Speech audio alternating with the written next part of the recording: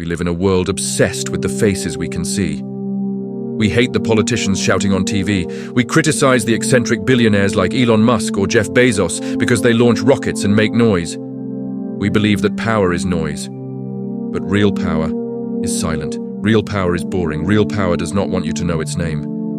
Imagine an entity that manufactures nothing. It doesn't build cars, it doesn't grow food, it doesn't code the software on your phone. And yet, it owns everything. If you wake up in a hospital, the machines belong to them. If you turn on the news, the network belongs to them. If you buy a house, the mortgage is likely theirs. Even the ammunition used in the wars you see on the screen is theirs. Its name is BlackRock. And while they manage an absurd figure of $10 trillion, their most dangerous weapon is not money. It is a computer server hidden in a bunker in Wenatchee, Washington. An artificial intelligence called Aladdin that has effectively replaced the free market with a centrally planned economy. Today, on Missing Record, we are not going to talk about finance. We are going to talk about how the entire world was privatized while we were looking the other way.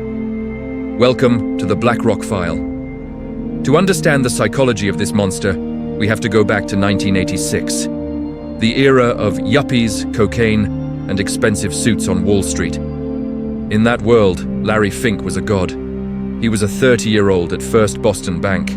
He had literally invented the mortgage-backed security market.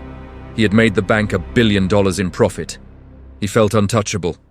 But Wall Street is cruel. One day you are the king, the next you are the jester. In the second quarter of 1986, Larry's instinct failed him. He predicted interest rates would fall. They rose. In a matter of weeks, his department lost $100 million. It wasn't just a financial loss, it was a public humiliation. The bank fired him. His friends stopped answering the phone. Larry Fink walked out of that building with a sickly obsession. I will never trade blindly again.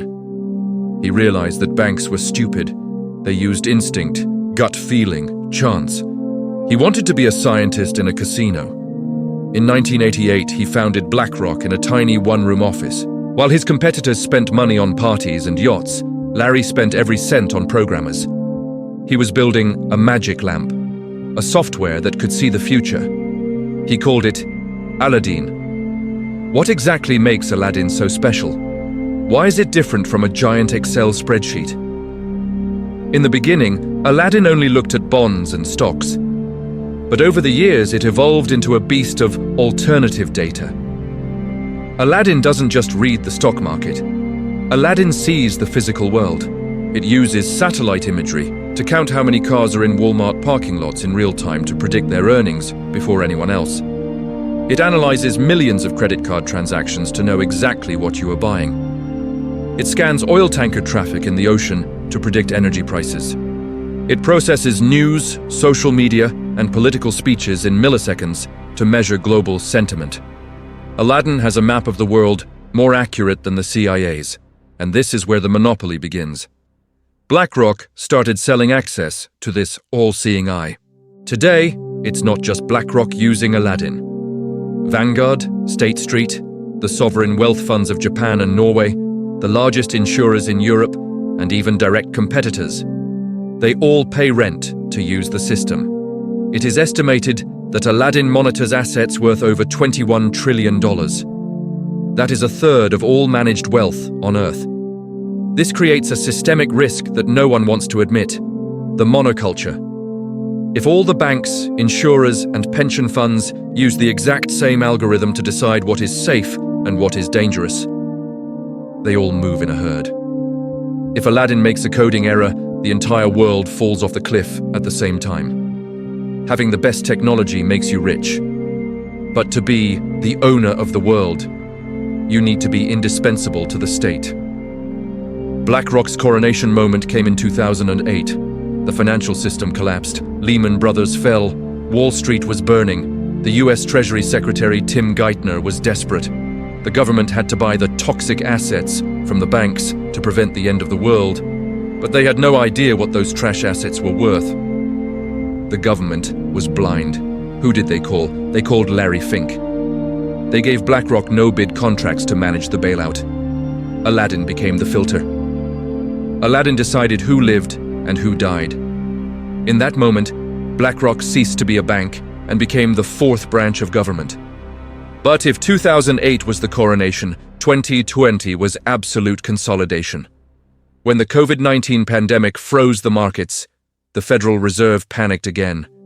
They needed to inject cash into companies fast. Who did they hire to manage the Federal Reserve's money? BlackRock. And here occurred the most blatant conflict of interest in modern history. BlackRock used government money to buy its own funds, ETFs. They bailed themselves out with taxpayer money, collected fees for doing it, and their stock price skyrocketed. It was the perfect crime, and it was totally legal. You might be thinking, why does the government allow this? Why don't they regulate them? The answer is simple. BlackRock and the government are the same people. There is a constant, revolving door between Washington, D.C. and Larry Fink's offices in New York. Brian Deese, who was BlackRock's global head of sustainable investment, became the director of Biden's National Economic Council. Wally Adeyemo, Larry Fink's former chief of staff, became the deputy secretary of the Treasury. Mike Pyle, BlackRock's chief investment strategist, became the chief economic advisor to Vice President Kamala Harris. It doesn't matter who wins the elections, Democrats or Republicans. BlackRock always has a seat at the table. They write the financial regulations that are supposed to control them. It is a level of state capture that would make Russian oligarchs blush. Now, let's bring this down to street level, to your daily life. Have you noticed that flying is getting more expensive and the service is terrible? That medications rise in price without control? Welcome to horizontal shareholding. BlackRock is a top shareholder in United Airlines. It is also a top shareholder in Delta and in American Airlines. In a normal free market, these companies would compete fiercely, lowering prices to win you as a customer. But if the owner of all of them is the same person, competition is a problem. BlackRock doesn't want a price war. They want stable dividends. So tacitly, airlines stop competing. Prices stabilize upwards, innovation stops. The same happens in the pharmaceutical industry. The same happens in media. It is an invisible monopoly. It isn't illegal because technically they are different companies, but the money flows into the same pocket. This explains why modern capitalism feels broken.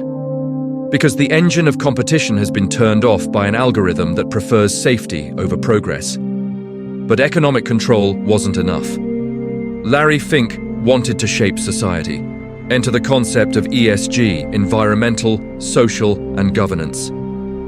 It sounds noble, investing in companies that care for the environment and are socially responsible. But in practice, it is a mechanism of coercion. Larry Fink writes an annual letter to the CEOs of the world, and in that letter, he dictates the rules. If a company does not meet BlackRock's ideological standards, Aladdin lowers its rating. If the rating drops, the capital is withdrawn. The company collapses. Larry Fink has stated publicly, "We have to force behaviors." Think about that.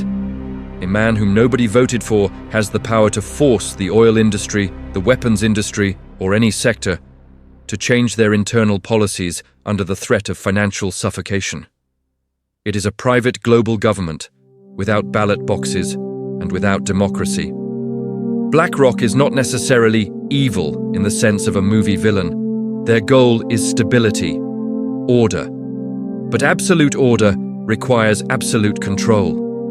Aladdin has built a golden cage around the global market. It has eliminated volatility, but it has also eliminated freedom. Today, BlackRock is buying entire neighborhoods of single-family homes, turning a generation of owners into perpetual renters. They are signing contracts to rebuild Ukraine after the war.